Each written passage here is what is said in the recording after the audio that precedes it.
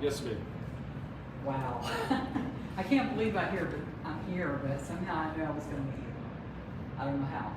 But anyway, I remember, seeing videos of you where you were a lot heavier than you are now. And I just wondered, how'd you lose all the weight?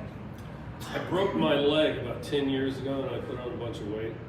And I did something really stupid. I was saying that we lived out in the sticks. And so there was a couch and a love seat that I wanted to move. And it's where we live is all like ranch properties and stuff. And so they're all pretty big pieces of land.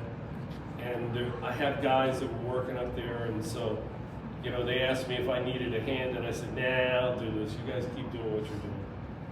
So I got this kind of one of those redneck trucks that's jacked way up in the air, and I had this couch and love seat back, and they didn't weigh much, but they were made out of suede.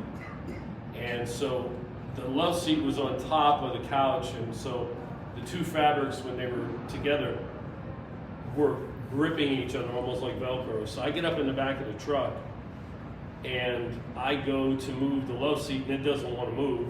And I thought, well, if you don't want to move, I'll make you move. And I reached over and I grabbed it to manhandle it, and when I pulled it off, it hits me in the chest. Off the back of the truck I go. Now, the truck's jacked up about 5 feet in the air, but I went backwards over the railing. So I'm probably falling now about 8 feet. And it wasn't just that I fell on the ground, there was a pile of bricks about this big, about that high. All of them sticking up at different angles and stuff. And I fell in that pile of bricks. And so, playing football in high school and stuff, you get your bell rung and you think, well, I'll be all right. So I went to get up and I couldn't get up. And I thought, well, I'll just lay here another minute, it'll be okay. And I went to get up, and when I did, my legs went backwards like this. And that's when it hurt. And I thought, this is probably not good. And so the ambulance, one of the guys was there, they called an ambulance, and they get me in the ambulance. And I look up, there's this netting over the top where they put it over people if they got to airlift them in a helicopter. And I asked the guy, I says, will that netting support me if I reach up and grab it? And he said, yes. But we were getting ready, like I said, there's cows and horses out there, so there's a lot of cattle grates. And so he had to drive over this cattle grate. And so he says, all right, I'm coming up on the cattle grate. He's going 5 miles an hour.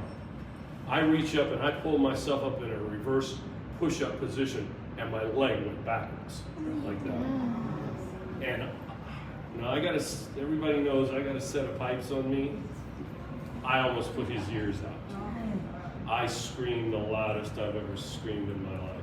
What happened is it broke about that far below the hip. It snapped completely in half. But the bone, if you've ever taken a 2x4 and pulled it with the grain, watch it split all the way down to my knee. Oh. And I am now the proud owner of an 18-inch titanium rod that will more than likely be with me for the duration. So the orthopedic surgeon comes in after 6 hours of trying to put me back together. Comes in the next morning and says, I'm not gonna lie to you. He says, it's gonna be at least 6 months before you're up walking around good. Well, a year later, I was still not where I needed to be, so consequently the weight came on, and so you work to get it off, and that's my sordid tale.